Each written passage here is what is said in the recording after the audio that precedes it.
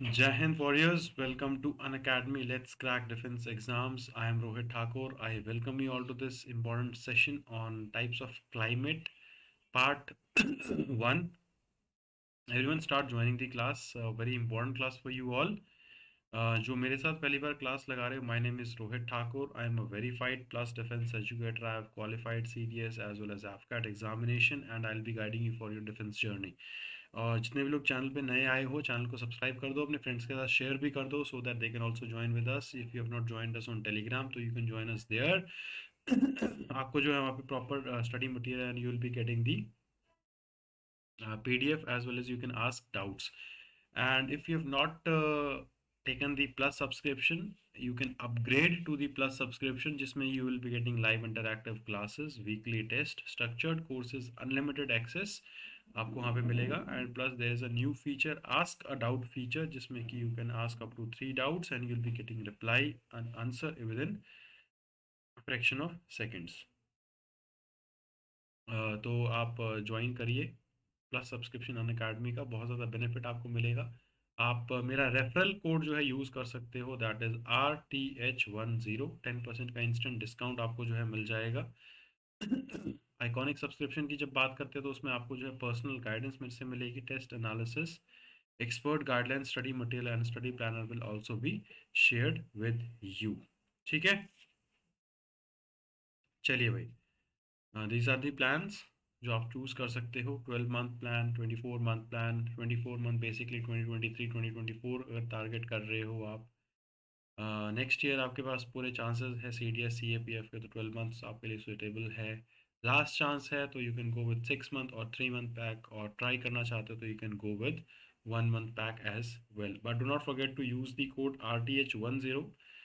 जिस आप referral code जो उसको यूज़ करते हो तो आपको 10% का इंस्टेंट डिस्काउंट भी इसमें मिलता है. चलिए भाई, टाइप्स ऑफ क्लाइमेट की बात करते हैं. अब Koeppen's scheme of classification of climate, यहाँ से आपका एक क्वेश्चन ज्योग्राफी में आता ही आता है, तो इनको हम डिटेल में डिस्कस करेंगे. तो कोइपन्स ने जो है कैसे डिस्क्राइब किया था.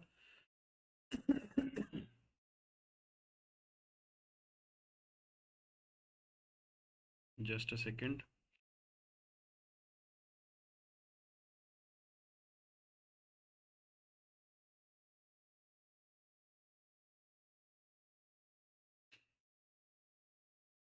ठीक है. So the most widely used classification of climate is empirical climate classification scheme developed by V Koeppen. Empirical verifiable bye.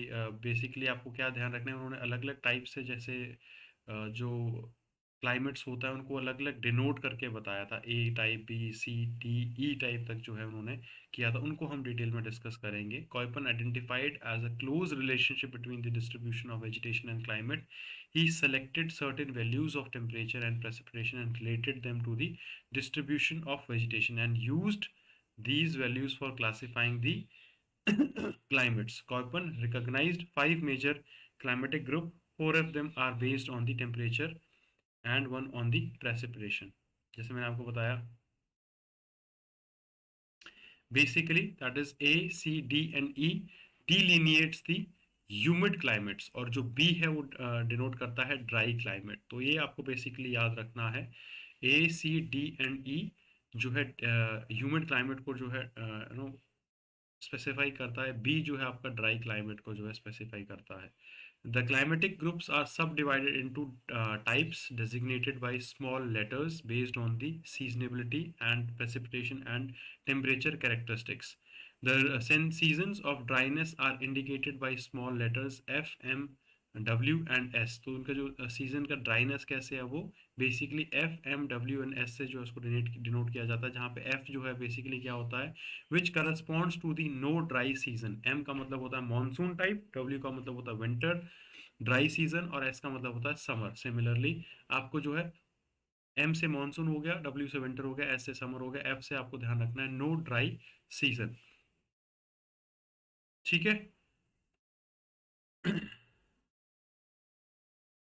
Just a second.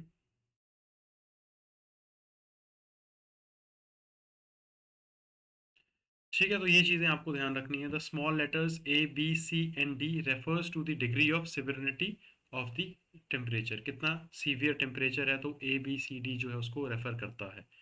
The B dry climates are subdivided using the capital letters S for steep, S का मतलब होता है steep, and semi arid, या W का मतलब होता है वो डेजर्ट को जो है डेडिकेट करता है। वो आपको आगे समझ आ जाएगा। जैसे A is basically tropical type, B is dry type, C जो है आपका वार्म टेम्परेट, डी का होता है आपका cold snow forest type, and then finally we have cold climates and highland. तो ये आपको जो है ध्यान रखना है।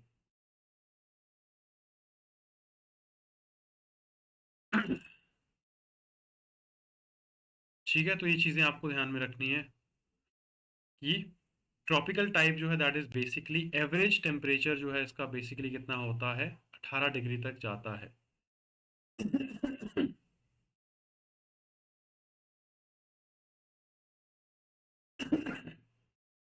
Then we have dry climate which is basically potential evaporation exceed the precipitation. तो आपको बेसिकली क्या ध्यान रखना है, A is basically tropical type, B जो है आपका ड्राई एरिड टाइप जो होता है that is dry climate, C जो है आपका warm temperate type, D is again cold. जैसे जैसे हम नीचे नीचे आते जाते हैं कोल्ड कोल्ड बढ़ता जाता है, और जो है बेसिकली ये कोल्ड क्लाइमेट्स के टुवर्ड्स होता है। ई इज बेसिकली क्या है, कूल्ड या फिर कोल्ड क्लाइमेट, और एच का मतलब होता है high land area. Next that we have is,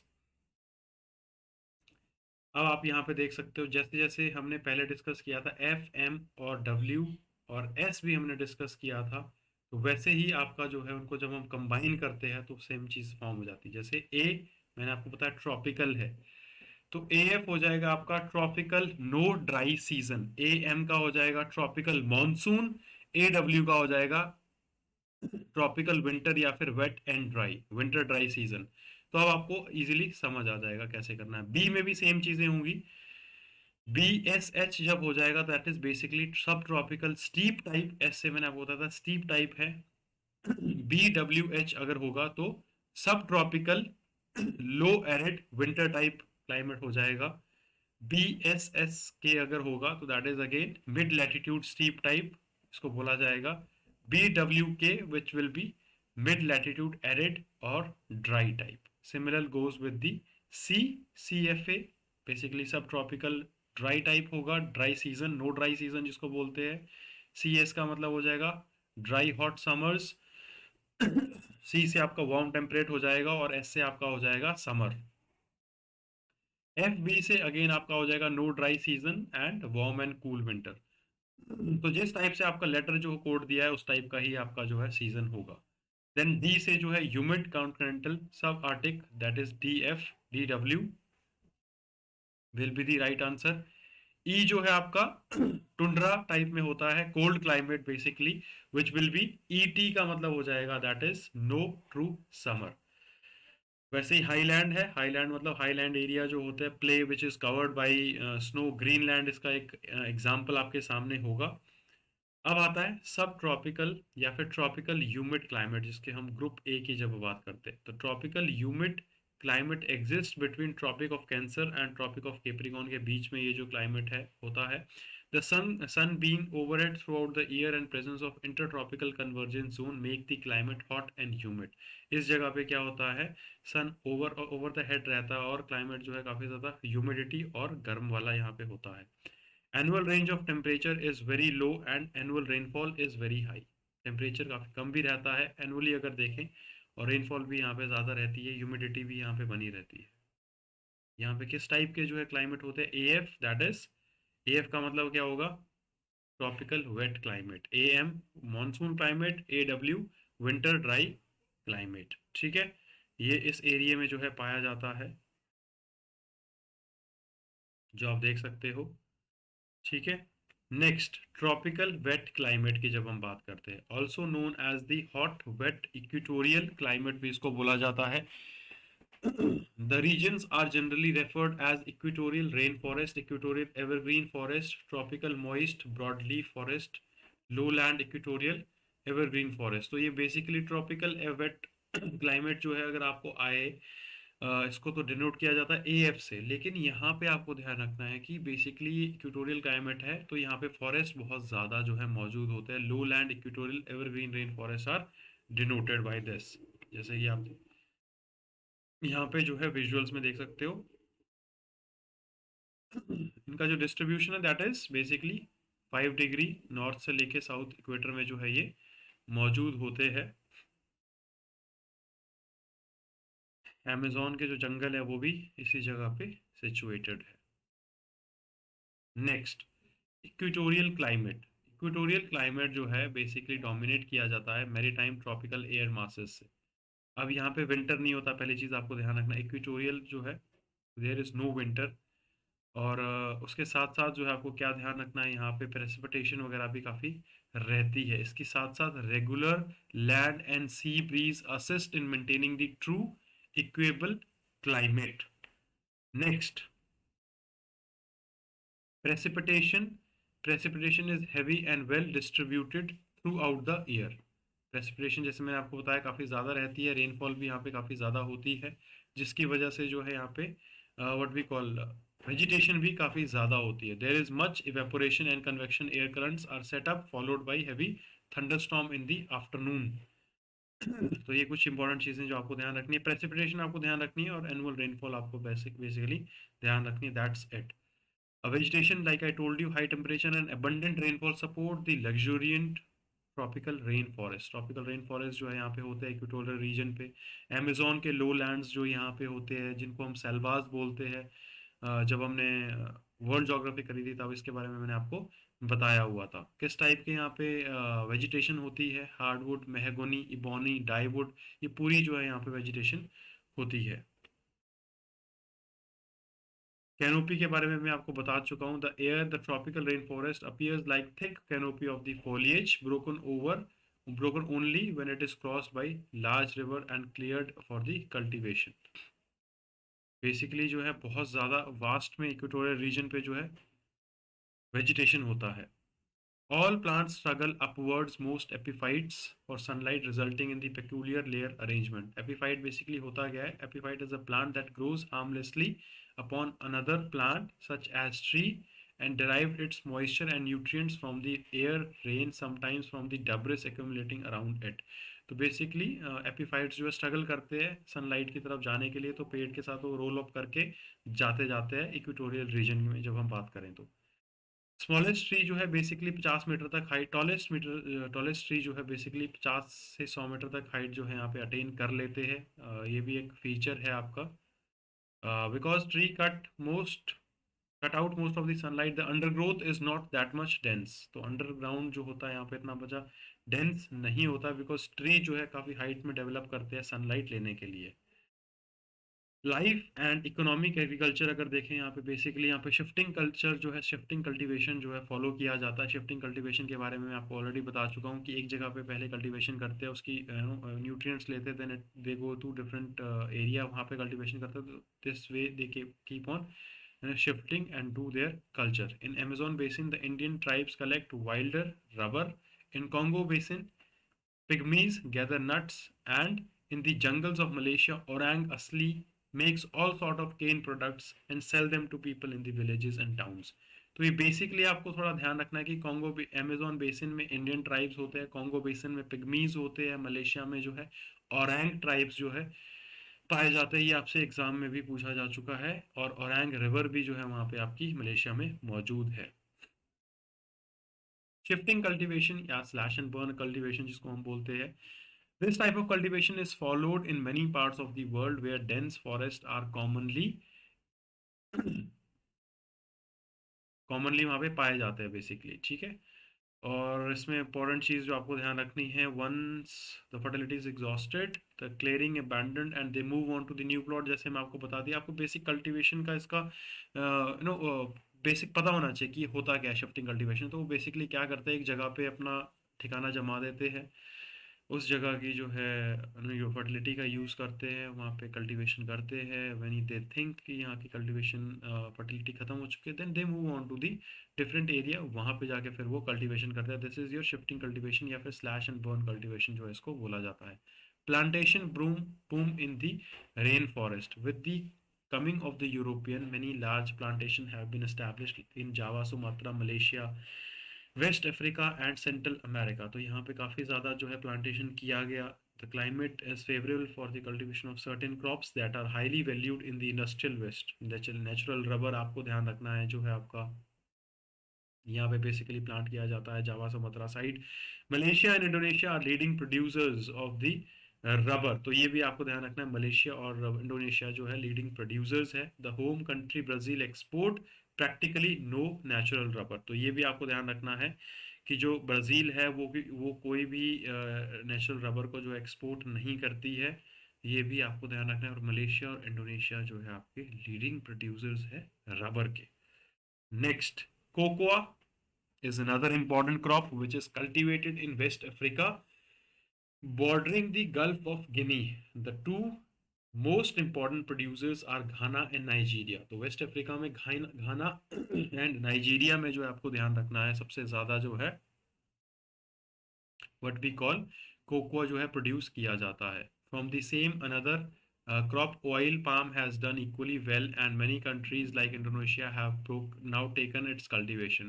basically आपको क्या ध्यान रखना है, जो ऑयल पाम है वो अब बेसिकली इंडोनेशिया में कल्टीवेट किया जाता है।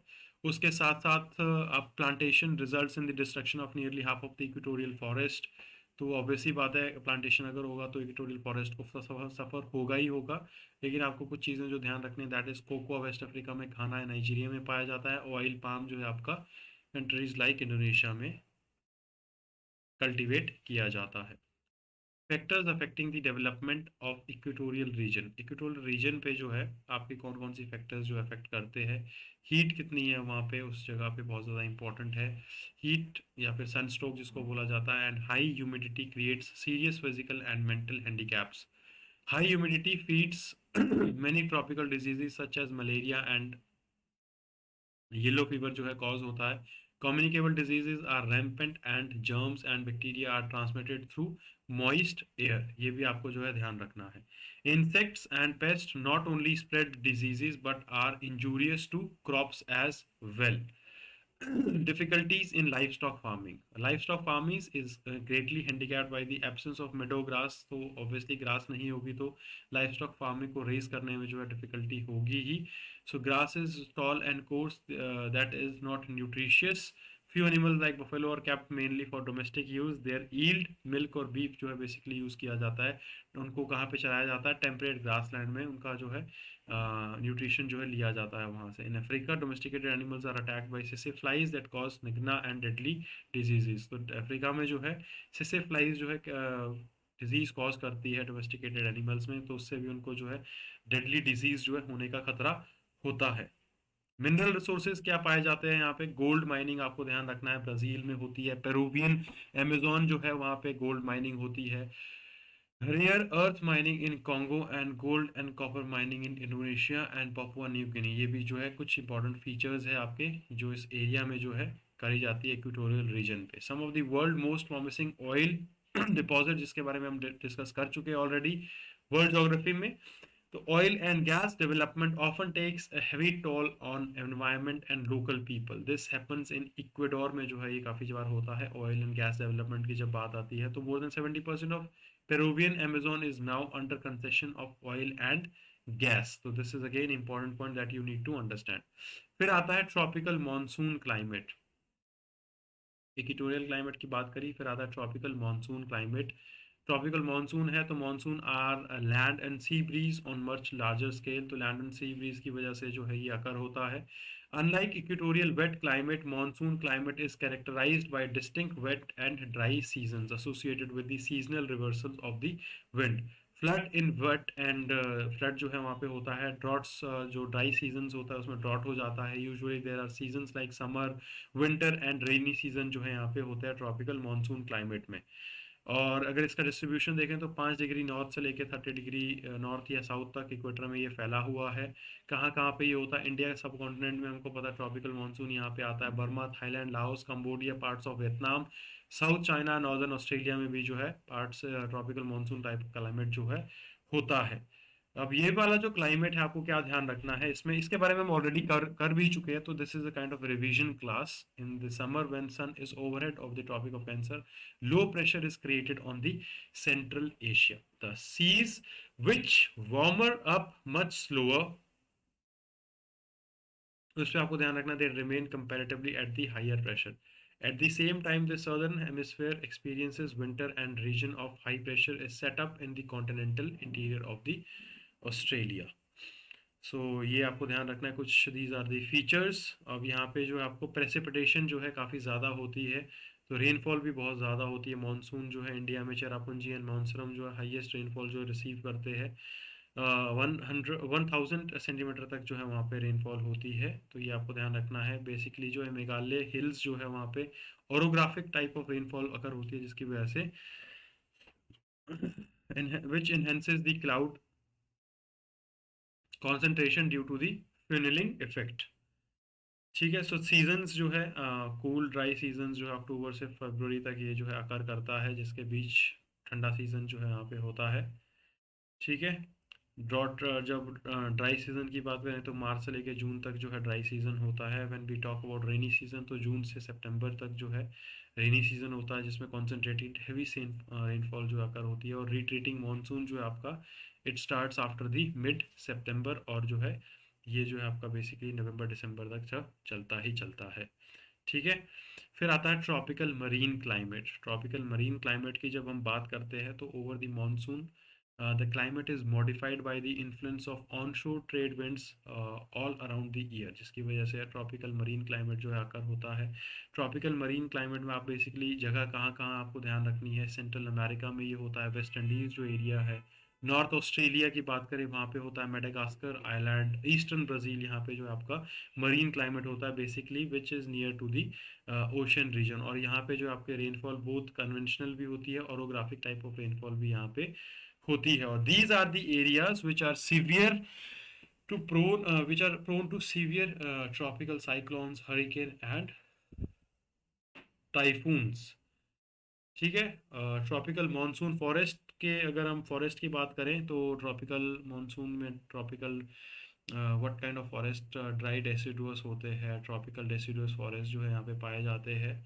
तो ये आपको कुछ ध्यान रखना है, इस टाइप के हार्डवुड ट्रीज जो है इनमें पाए जाते हैं। इंडिया में जो है deciduous forest, tropical deciduous forest जो है सबसे ज़्यादा एरिया जो है कवर करते हैं। ठीक है, where the rainfall is heavy, example Southern Burma, Peninsular India, North Australia and coastal region with tropical marine climate, the resultant vegetation is luxuriant। तो रेनफॉल जहाँ पे ज़्यादा होती है वहाँ पे वेजिटेशन ऑब्वियसली ज़्यादा होगी, ह्यूमिडिटी वहाँ ज़्यादा होगी, रेनफॉल के साथ साथ वहाँ पे व्हाट वी कॉल सनलाइट भी ज़्यादा होगी, तो वहाँ पे वेजिटेशन जो है बहुत ज़्यादा होगी। ठीक है, एग्रीकल्चर डेवलपमेंट की बात करें तो ऑब्वियसली एग्रीकल्चर डेवलपमेंट भी वहाँ पे होती ही होती है। Farms are small and people are forever land hungry. Industrialization makes things worse as well। Industrialization carry करते रहते हैं वहाँ पे वो लोग। फॉलोइंग टाइप ऑफ एग्रीकल्चर जो है वहाँ पे होता है। These are the some of the areas local name shifting like name of shifting cultivation रे बोलते हैं वियतनाम में, तो आपको ध्यान जो है रखना है। तावी जो है that is important Madagascar, and ray is important for the Vietnam. So these were your important types of climate part one. Revise it once again। आपको जो है कॉर्पन्स क्लाइमेट के जो है basically A B C D E और H जो है highland आपको ध्यान रखना है। They are important, match the following में आते हैं, और सिंपल वन लाइनर्स भी आपसे पूछे जाते हैं। टेलीग्राम आपने ज्वाइन नहीं किया तो you can join us on Telegram, where you will be getting study material, you can ask doubts as well. और this is about plus subscription. Plus subscription अगर आपने नहीं लिया तो take plus subscription, you will be getting live interactive classes, weekly test, structured courses, unlimited access आपको मिलेगा। You can use my code RTH10, you will get 10% instant discount. Ask का doubt feature नया update हुआ है, academy application update करिए, take benefit of ask का doubt feature. 3 doubts आप पूछ सकते हो, you will be getting the reply within 1 hour. और आइकॉनिक में you will be getting personal guidance with me and other top educators, test analysis will be there, you will be knowing your score all India basis पे, where do you stand in your preparation.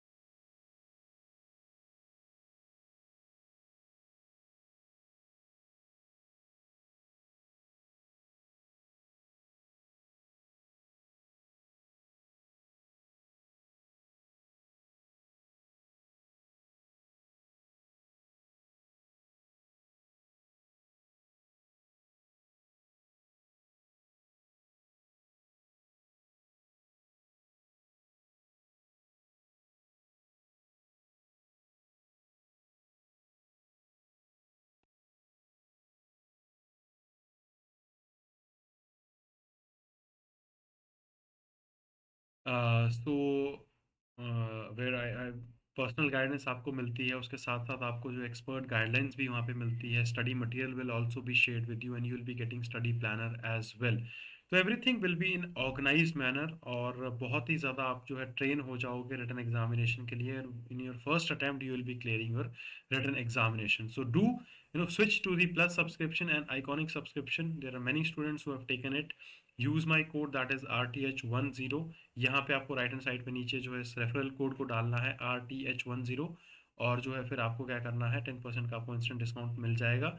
और वो whatever pack that you choose as per your own need, उसको आपको select करना है। The best pack is 12 month pack. 12 month pack जो आपका बहुत ही ज़्यादा बेनिफिशियल होता है, और ज़्यादा चांसेस अगर आपके पास है, आप टारगेट कर रहे हो अभी फर्स्ट ईयर में हो, तो you can go with 24 month subscription plan as well. अगर आप ट्राई करना चाहते हो तो आप 1 महीने का भी लेके देख सकते हो, जिसमें आपको 10% डिस्काउंट उस पर भी अवेल होगा।